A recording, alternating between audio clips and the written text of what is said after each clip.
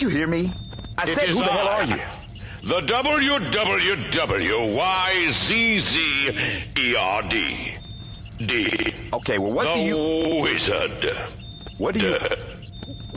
Okay. .com. What the hell do you want with us?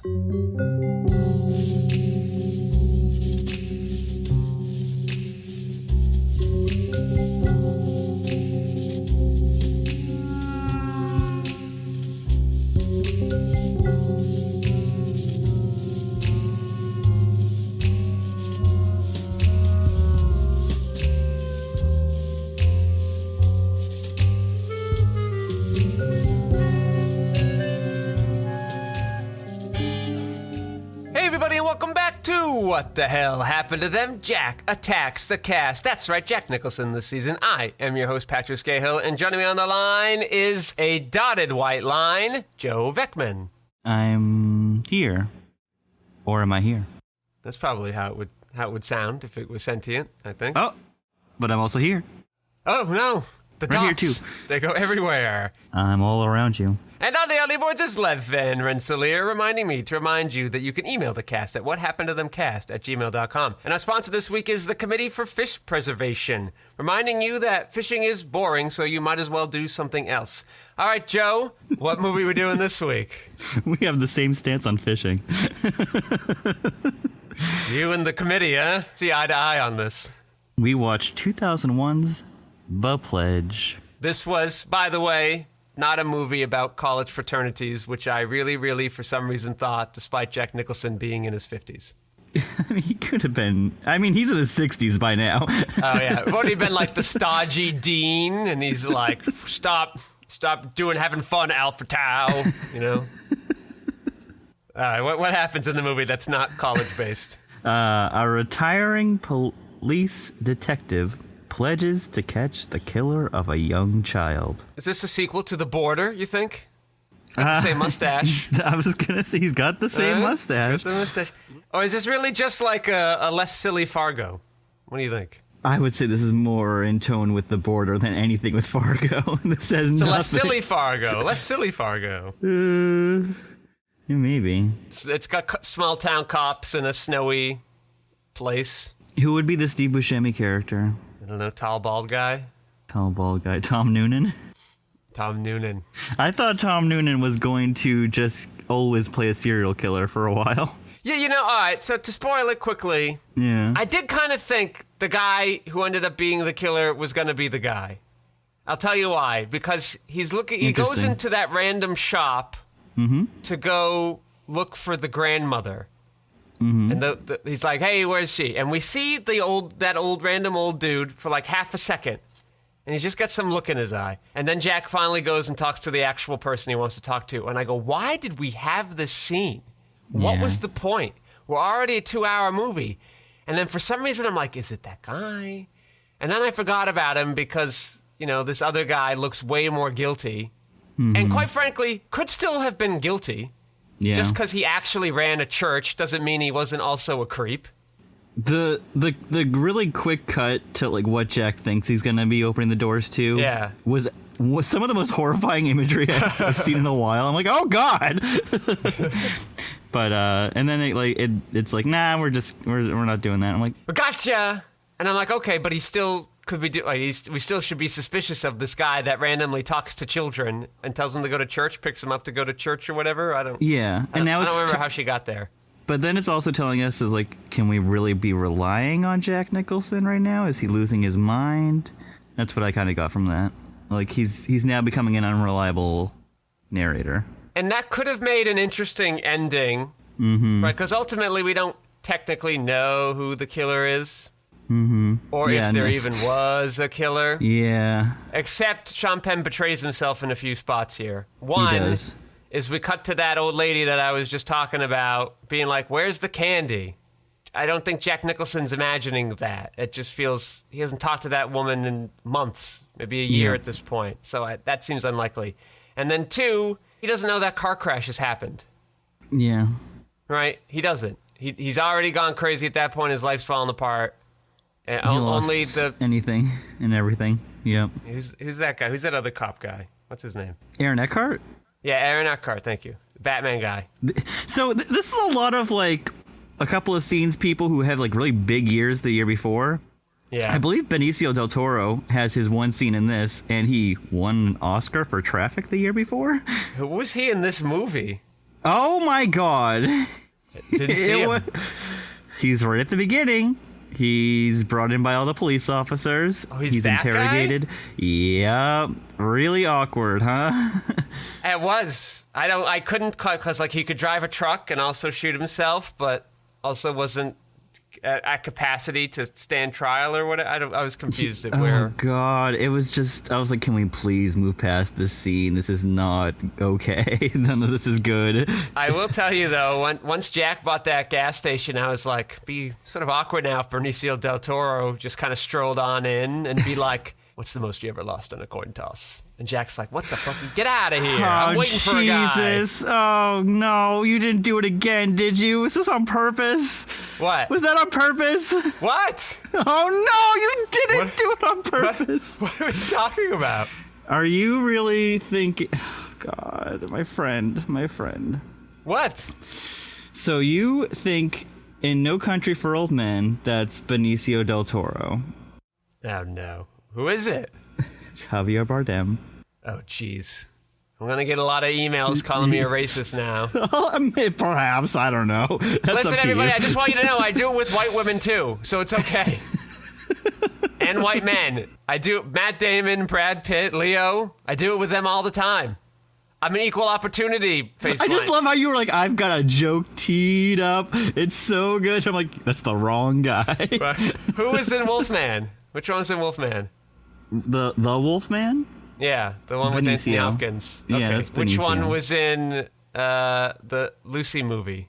Javier Bardem. Okay. They look so different. One's very sleepy. No, one's very sleepy looking. All right. What's Benicio del Toro? Which one was in the Julia Roberts movie? Which one? Eat, Pray, Love. Was that Bardem? I don't know. That's what I'm asking. That has to be Bardem. Anyways, this one has Benicio del Toro. Well, either way, I didn't recognize either of them. Which one has Sicario? That's del Toro. Okay. Either way, I thought that was a weird character, and I wasn't sure where this movie was going. And then the guy shot out his own gold. The guy shot out his own gold tooth, and I thought, is this gold tooth ever gonna matter again? No, just a little detail. Yeah, just a fun little detail. Jack's not even particularly motivated by that, it seems. Like, maybe at first, but it completely disappears towards the end. He never gets mentioned again. So I want to talk about some of the people in this movie with you. So it's not Javier Bardem, it's Benicio del Toro. There's Aaron Eckhart, who bookends the movie as also a cop. In a Julia Roberts movie. Yeah, the year before, he was in a Steven Soderbergh Julia Roberts movie. Do you remember that one, though? Aaron Brockovich. That's right. He's a biker. He's got long hair and a mustache. Yes, I know. So convincing. I love that. It's so good. Hey, I'm a biker. Nice to meet you. He doesn't talk like that. Let me take care of your kids. Why It'll be does fun. he sound like Mickey Mouse? Oh, because now I don't have to worry about copyright stuff, so I can use Mickey Mouse impersonations all the time. We have Helen Mirren, I believe, plays a doctor for 3 minutes. Shows up, goes away. Oh, you didn't clock that either? I thought it was the grandmother, and I based it on, like, all right, who's the old lady? Well, so we have Helen Mirren for like 3 minutes. We have Tom Noonan, who comes in and maybe plays this. He definitely plays somebody. A person is played by Tom Noonan. They're like, he's really tall and he's giant, but he doesn't drive a black wagon or whatever, a station wagon. And then so Jack Nicholson's like, is this the guy? And then he never sees the guy that could potentially be him, because that's the guy that, like, we never see his face, but he's always driving the black station wagon. Then we have Robin Wright Penn, who plays the mother of the little girl.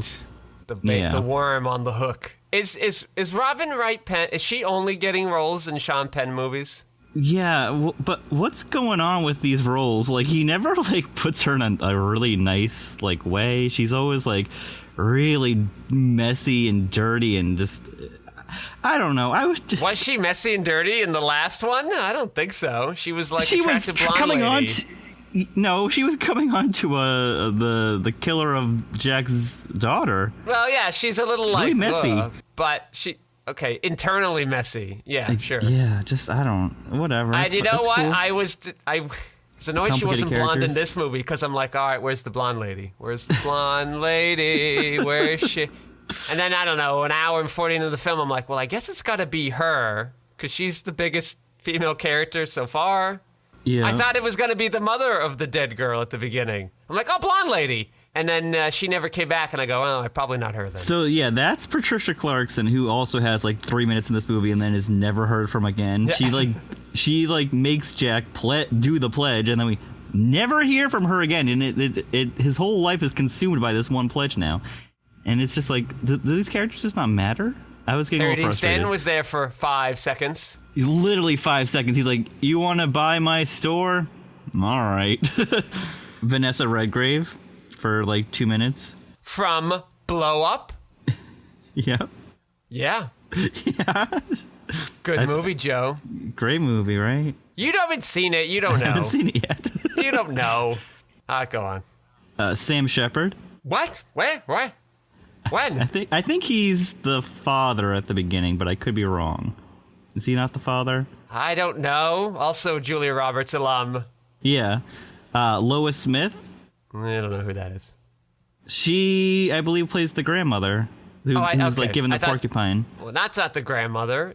That's wait. The lady. There's so many characters now for 2 minutes. The lady selling the porcupines, or the lady with the porcupine candy? It's two different porcupine ladies. Oh Jesus. She definitely had something to do with the porcupine candies. All right. So, anyways, that cast all has 2 or 3 minutes of screen time each, and it's kind of a bummer because you have so many great names there. I have a theory on that, but first I want to go back a little bit to set it up by saying I was a little surprised they gave Sean Penn another crack at it. He's going to have more cracks at it if you don't remember. Right. What was the other film he did with Jack? The Crossing Guard. A but that didn't do movie. well, right? No, that it didn't did do well. Awful.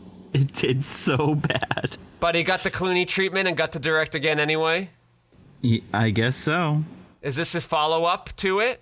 I think so, actually. So I was surprised. I'm like, all right, so you did this movie that wasn't very good, and you didn't seem to have high regards for it, or any regards. This is his follow-up. Yep. But, Jack, you wanted to come immediately back and go for it again? Can I tell you some things? Hold on. And so then I thought, I wonder, based when you were reading all those names, I'm like, is these just Sean Penn's friends, and he's just, begging them? He's like, please. It's only 2 minutes. I'll take half a day. I just need the star power. What are you going to say? The Crossing Guard was nominated for the Golden Lion Award. This movie was nominated for the Golden Bear. Well, this one at least is better. Do you think this one's better? Yeah, this also got nominated for the Palme d'Or. All that annoys me. But it certainly is better than The Crossing Guard. This absolutely is 100% better than the Crossing Guard was so annoying. The Crossing Guard sucked and was pretty schmaltzy, and this one gets schmaltzy too. But here's what I'll say. The ending is anticlimactic and doesn't work. And that's not to say that I'm against kind of murder mysteries that lose track or interest in the murder mystery. I'm all for that. Burning, which came out in Korea, I don't know, half a decade ago or something. Really enjoy that film. That does the murder mystery going away thing very well. La Ventura is kind of like that too, right? There are ways to do it. This movie, I don't think did it and didn't resolve the absence of the murder very effectively either. It got kind of lazy at the end. I think it took too many things for granted, character-wise. Yeah. I'm in complete agreement with you on this. I want to let you know that what this movie was competing against in the Palme d'Or. It was up against Mulholland Drive. Oh. It was up against The Piano Teacher by Michael Haneke. And this is my favorite one. The Andrew Adamson and Vicky Jensen joint, the American masterpiece, Shrek. Did you know that Shrek competed for the Palme d'Or?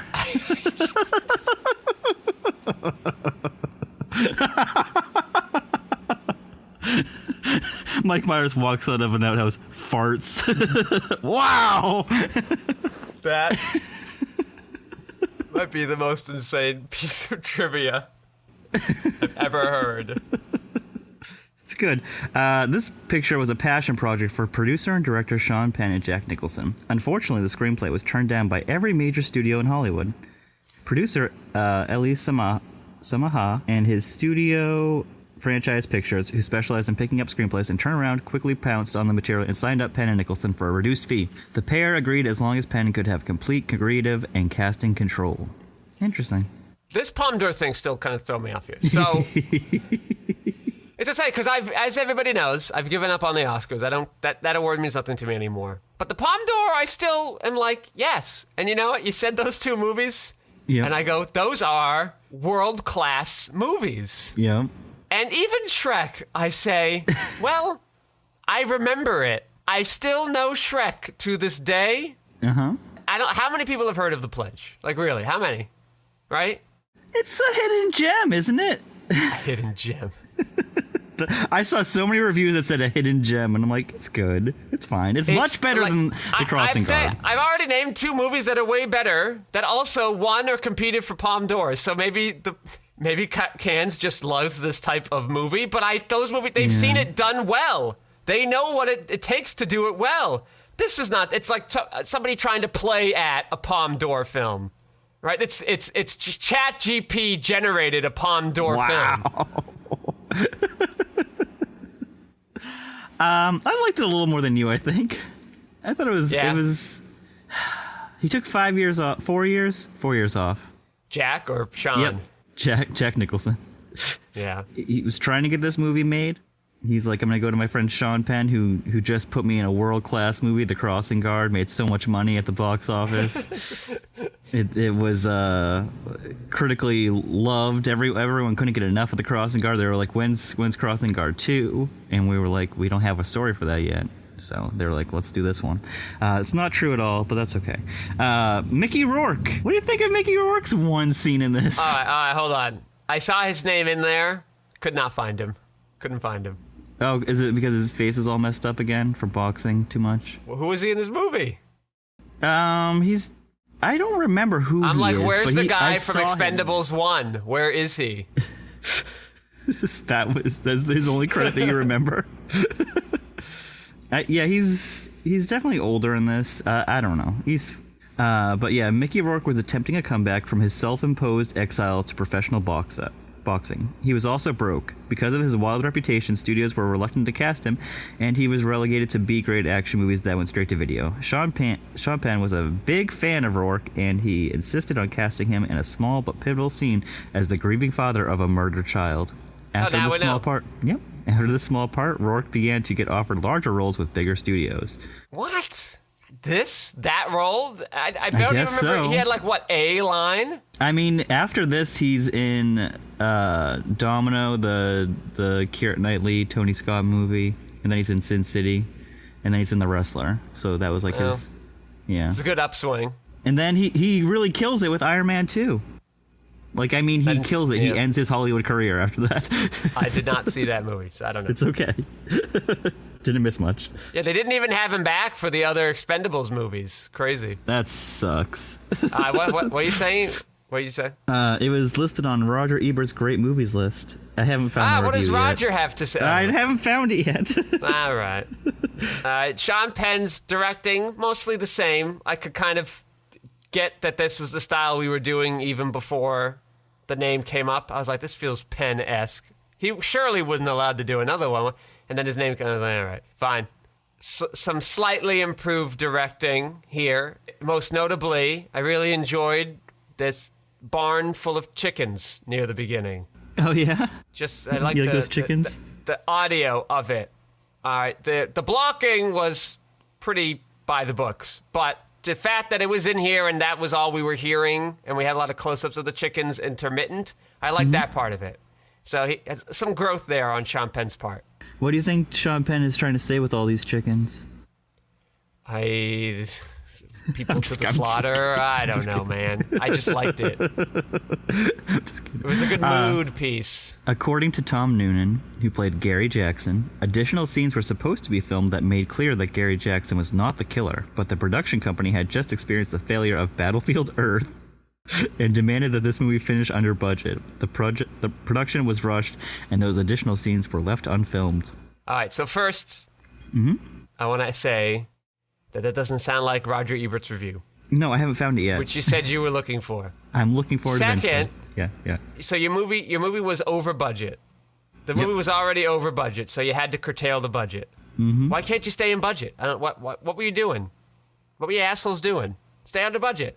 But importantly, it probably helped that those scenes weren't in there. Unimportantly, I'm glad Sean Penn doesn't get the credit for it. Yeah. Because he doesn't earn it. Doesn't earn the parts of this movie that were okay. Holy shit, he really liked this movie. Roger, Roger, Roger. Roger, Roger, Roger, Roger. R-O-G-E-R. R-O-G-E-R. Well, it's on his best top list with Shrek and Mulholland Drive. Nah, I don't know if Shrek was on there. Maybe Mulholland Drive. Who knows? Roger Ebert gave this movie 4 out of 4 stars. Can't go any higher. You can't. Okay, The Pledge may be Nicholson's finest performance. Here are none of the familiar signals of his more popular performances, none of the relish of characterization, none of the sardonic remove. We see a lonely man aging whose attempts to go through the motions of retirement fail. He stays on the case. After leaving the force, he uses a map to triangulate 3 crime scenes where over a period of years, young girls, all of them wearing red, have been killed. At a crossroads, he finds a small country store and gas station with an apartment upstairs. He walks in. Okay, whatever. We are afraid to draw an obvious conclusion. Is Jerry going to use the little girl as bait? Is one child to be put at risk in his determination to avenge another one? Sean Penn never underlines this. Indeed, this film is so intimately involved with the daily details of life that there's a good stretch where we aren't really focusing in on those terms. We fall into the rhythms of life in rural Nevada outside Reno. We fall into the routine of the new household that has been formed. Jerry, who has never had a child, reveals himself as a good father, reading bedtime stories, which I loved when he's reading those bedtime stories to the kid. It's like we never see him like that before, like hanging out with a kid and just like enjoying being a father figure. There's no about a boy film for Jack Nicholson. Yeah, I mean I don't know. It's kind of refreshing, I thought. It was just a new phase in his life now. Keeping a cautious eye on the girl, he never informs Laurie of the murder case, but uses his background as a cop to explain his deep concern for the girl's safety. Yeah, Sean Penn shows himself in this film as a sure-handed director with great empathy for performance. Nicholson and Sean Penn are able to attract such small names for small roles, speaks for itself, but Penn uses them for what he knows about them, not for their face value, and the presence of actors with real weight brings importance to roles that are supporting but not minor. I agree. It makes these characters stand out a little more. Robin Wright, then Penn's wife, is pitch perfect as a weary working woman who seeks safety and affection for herself and her child. Yeah. I mostly agree with his thoughts on this. I think he does underline Jack using it as bait, but the credit I will give Sean is that Jack, that's not like the plot of the movie. Yeah. Right? And a lot of bad versions of this movie, like that would be beginning of Act 2, Jack's found his mark, and now he's going to try to set. So the structure I can appreciate on that level, because I did spend a lot of time being like, is he going to, this feels like where he's going. And then once he goes in on it fully, it's underlined. Like, that's the last half hour of the movie. Like, we know. Mm-hmm. As for his performance, you're right. He's doing something different. I don't think it's the best of his not doing his type because I don't think the script's all that great. It's good. Yeah. Ish. But I don't think it's a really great character. I think playing against type, Jack has never been better than in King of Marvin Gardens. I gotta rewatch that movie. I think that is a more complicated role to do. But him being dad is nice, but the whole time it's kind of tinged with, all right, but he's getting the worm on the hook, though. So the wholesomeness didn't feel there for me. I think we're pretty much in agreement with this. I liked it a little more than you, I think. But anyways, this movie was not a hit. Not a hit. Budget was $35 million. You want to guess the box office? Made money, but it didn't make 29. 29. Not terrible. It's no not crossing the crossing guard. Yeah. That's really all Sean Penn can ask for. It really does feel like Sean Penn's directing career is leading up to Mystic River, which I know he didn't direct, but It's leading up to Into the Wild, which got him tons of Oscars. I got two girls. I got two dead girl movies. Right? Yeah, I know. That's messed up. Leading up to bigger mysteries. Benicio del Toro was also nominated for an ALMA award. I don't know what that is. I don't know what that is either, but we don't know. We're not informed. I'll look it up. Yeah, when he opened up the gas station, right, we're like halfway through the movie, and he's spending he's fishing, he's just kind of failed getting everybody to believe his crazy story. So he's fishing now, and then he buys the gas station, and then he's like trying it out, but he's having a tough time, and I go, are we just doing a different movie now? Did we? Yeah, no, it really switches over. And then it takes about 25 minutes, and you go like, oh, no, he's just a crazy person. Okay, all right, cool. Which is, I don't know, I call it out, but I don't say it is a bad thing. I think it's okay to kind of shift gears that way. Again, like that would have been a second act in a less interesting movie. So the fact that you put it so late does keep me kind of on my toes a bit. You just didn't, you really didn't go as deep through the journey as you could have, and you certainly didn't resolve it very interestingly at all. And again, you didn't have to come out and say this person did it, which apparently you were going to. You didn't have to sort of resolve something or let him be, proven right or give him some kind of moral victory. None of that had to happen. But again, I've mentioned movies that have done it well, and you could have done something like that, but you didn't. You kind of gave us the worst of both worlds in a way. Yeah. One thing I would have changed is how many times Aaron Eckhart says at the end of the movie where he's like, Jerry, he doesn't know what's going on. He's crazy. He's a drunk now. And I'm like, say it once, so you don't have to say it like 6 times. He says it so many times. When has he ever drank? I don't remember seeing him drink ever. Yeah, they mention how much he's been chain smoking, and they never show him drinking. Those were the scenes that didn't make it. They got cut out. Yeah, that would suck. So just keep the line in. Yeah. Wow. I don't even know how more scenes with Tom Noonan prove that he didn't do it. Like, how do you visually show that via Tom Noonan? I don't know. Yeah, like, what would that even look like? Yeah. No, the chain smoking thing was interesting, right? Where he's talking to the therapist, and she's like, "Why are you smoking so much? Or did you smoke that much when you were working?" Like, was that Helen Mirren? I think that was Helen Mirren. Who's the therapist doctor. I know you don't care. I kind of care, but I don't know. I can't. I'll never know. Yeah. I have no way of knowing. You're not gonna watch it again? Nah. Now, if I want to watch a movie like that, I'm gonna watch Burning. That's what I'm gonna do. Good movie. I've seen it. It works. This one, nah. Tired.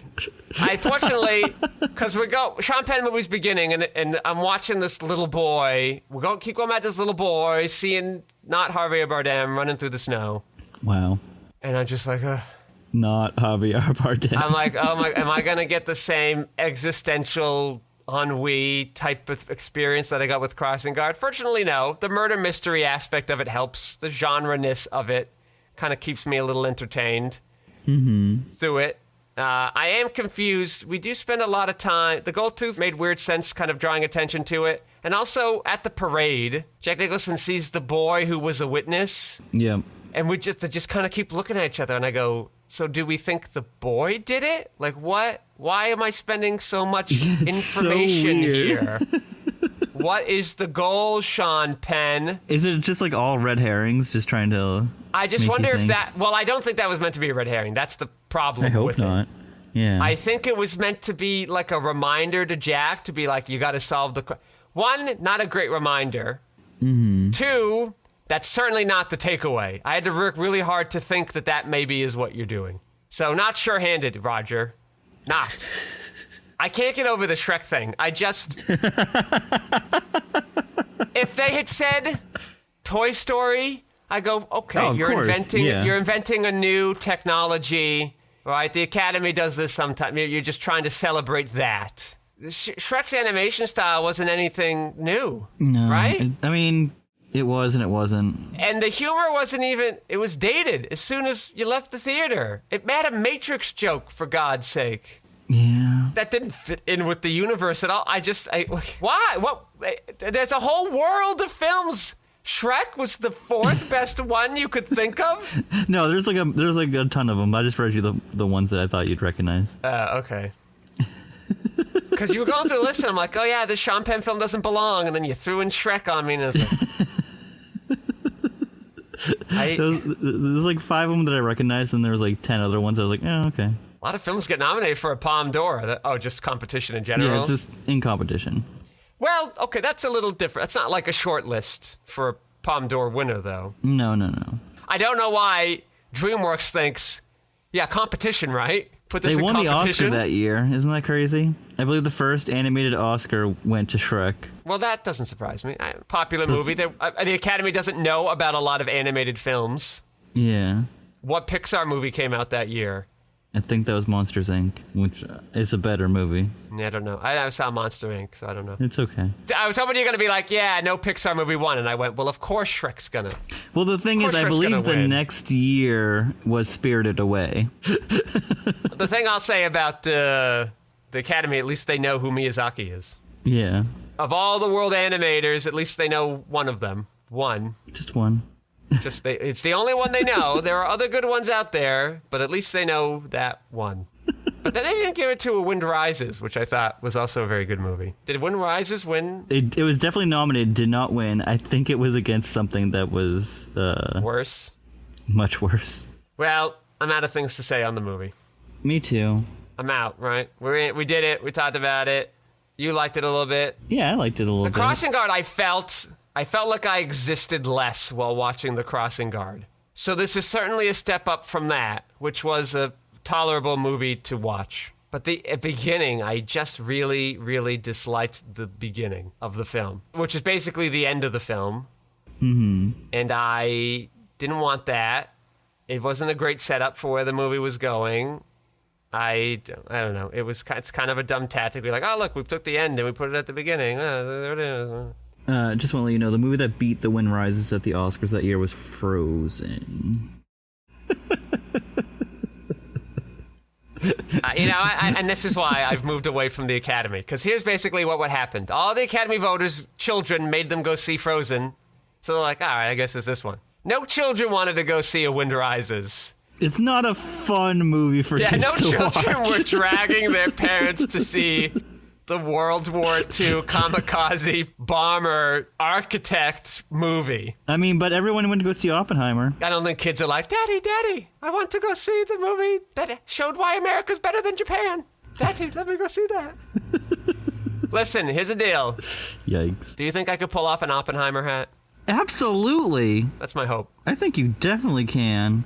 When I wear suits, sometimes I need a hat because my hair is doing crazy things. And I can't wear my obscure football team baseball caps because that doesn't look well with a suit, you know? I'm not Ron Howard. I can't pull it off. Yeah, Ron Howard or Spielberg. Yeah, like I'm not balding. I can't pull that off. So I need you're lucky. Something with a little more I need something with a little more class. So I'm seeing the Oppenheimer hat. Here's the deal though. I looked up the Oppenheimer hat. Is it expensive? There's a Variety article about the Oppenheimer hat that I found. Oh, yeah. And they were like, we were trying to recreate this hat. We went to Italy, we went to New York, we went to Spain. We couldn't find this hat.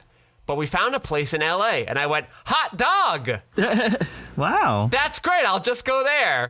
Well, it turns out it looks like a pork pie hat, but it's not a full pork pie. They had to integrate some Western American hat into it as well to give it a little bit of extra height and not as sort of curly of a brim. So the hat's actually custom made. And then I'm like, all right, well, let me look at the hat shop and see if they have things that are close. It's like a custom hat shop, and all their hats are like $1,000. Jeez. So I went, all right, well, I guess I'm not getting that exact hat. Maybe I'll try to win the hat at a charity auction or something. You can win it. You can get it at Christmas. It's $1,000. So it's more than I would never want to wear it. My goodness. Every time I put it on, I'd be like, okay, nothing must happen to this hat. My head would be perfectly still the whole day. I'll just find a hat that's pretty close. I just got to get the flatter brim. That's the trickier part with the pork pies. These people who have this hat are just like, I'm not going to wear that hat. It's too nice. Yeah, like I'm going to keep it in like a glass case in my house with fireproof plexiglass around it. And they'll be like, yep, here's my hat. And they go, oh, does it look good on you? And I went, I don't know. Never tried it. Can't sully it with my hair oils. Can't be done. Well, I love Patrick. You could take a shower and then put out. No, because then my hair's wet, you idiots. I can't get it wet. It's $1,000. That's a lot of money. You're right. Most of the cars in my life, Joe, cost less than that hat. That's insane. What are you doing? Most of the cars in my... I'm living frugally. I guess so. All right, so that's... Okay. I will be on the lookout for that hat in later. But not that very specific hat, because that hat's too expensive. Well, it sounds like we got a new segment on our hands right now. Hat Watch. Get me a hat, get me a hat, get me a hat, make it look like that. Yeah, I love it. All right, well, I guess that's it, right? Last looks? Yeah, last looks. Jack, I know you have your projects that you really want to get made, but when was the last time you had a project that he wanted to get made that was like actually good? We liked Wolfman? No. I didn't know the qualifier of actually good was going to be added. Actually, like worth his time. Did he want to do The Border? I mean, I didn't hate this movie. The Border's great. We like The Border at this house. I like 3/4 of The Border. Yeah. Yes. But did Jack want to do The Border? Because then I'd be like, well, it's that one, obviously. As I'm watching this, I go, the 90s isn't so great either. Hey. Is it better? I guess. Watch Your Mouth. As Good as It Gets is a perfect movie. I love that movie so much. Leave it alone. Keep going. Sorry to interrupt. No. I mean, that's he his last looks. You try one. You better luck next time. Except for you're getting old and it might not be many more opportunities, but it's okay. But what's your last looks? Yeah, why does Jack Nicholson do this movie? Well, apparently he wanted to, and why did he want to? I.e., the character on paper is a worthwhile thing to explore. It's Definitely. Certainly there is the opportunity to open up a lot of subtext with a character like this, despite some of the script's limitations, which again, still better than the crossing guard. He also just might have liked Sean Penn as a person. Maybe they get along well. Maybe he could appreciate Sean Penn's directing style because he was also an actor, so he kind of gets that. So there's a character in theory that's rich to explore and have fun with, certainly more than the crossing guard, so I get it. I just wish the script could utilize or probe into that better. Oh, Hans Zimmer did the score of this. Hans Zimmer's getting a lot of work. He is getting a lot of work. Is this the best Hans Zimmer score we've covered in the podcast? That can't be true. I think it's true. It could be. I think Hans Zimmer's scores so far for all the episodes we've done have been terrible. I think they've been just like, I gotta get a paycheck. Here you go. Who did that one? We'll have to go back and kind of look. Yeah, that's definitely a good one to do. Who did The Witches of Eastwick? John Williams.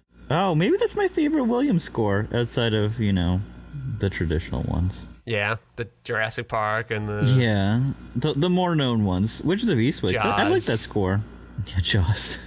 Star Wars. Star Wars. There's some hot takes you got there. That's why I said the lesser known one. Yeah, I know. I'm playing. Jack is about to work with a director who...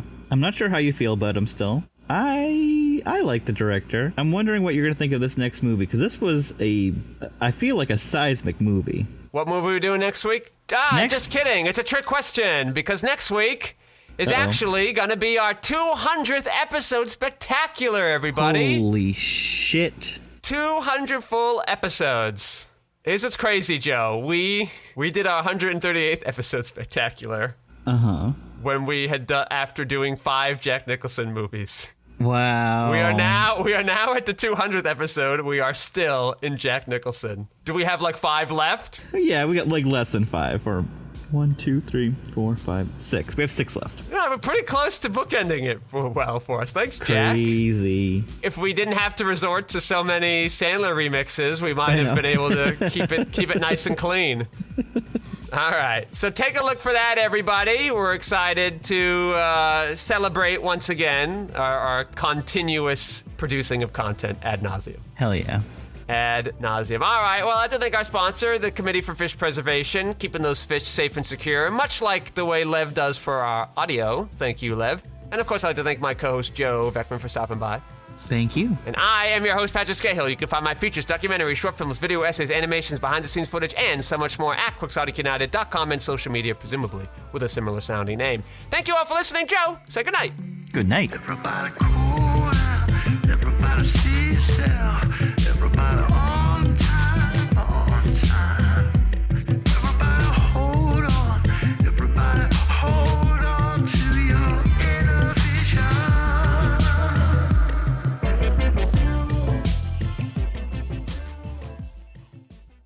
You got a little mug there?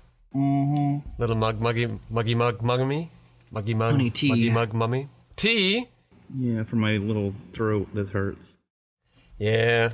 The kids will get you sick. Just like she had two options. Her room or the couch. Neither of those options were the parents' bedroom. Yeah. She chose the parents' bedroom. I'm like, get out of here. Well, here's what I suggest. Just lock her out. Put a big padlock on the door and say, oof, guess you can't come in. I don't know how to unlock this. Sorry, I'm trapped in here. Great idea if there wasn't a second child who she was about to wake up at any second. You say, you know what? He's your problem now, Ellie. Sorry. Oh, we love this. This is good. Doesn't work like that, though. Sorry to tell you. Don't have two kids. You've got to teach them responsibility. You say you wake up the kid, you put him back to sleep. It's your job now. I wish it worked like that. Yeah. That's good. You're great. I know. I'm reinventing the parenting wheel here. I say this with no perspective. But you know what? That's my outsider thinking. I feel like a lot of people do that. That was Trump's whole pitch. He's like, I'm outside the swamp. I know what's wrong with it. Same thing here. I know nothing about parenting. That's why I'm so brilliant at it. I mean, this is absolutely absurd. This movie. Movie? Okay. Well, then let's just do it. Let's not dolly around anymore. Dawdle. I don't know. All right. Dolly around it and make it really cinematic. I don't know what I said.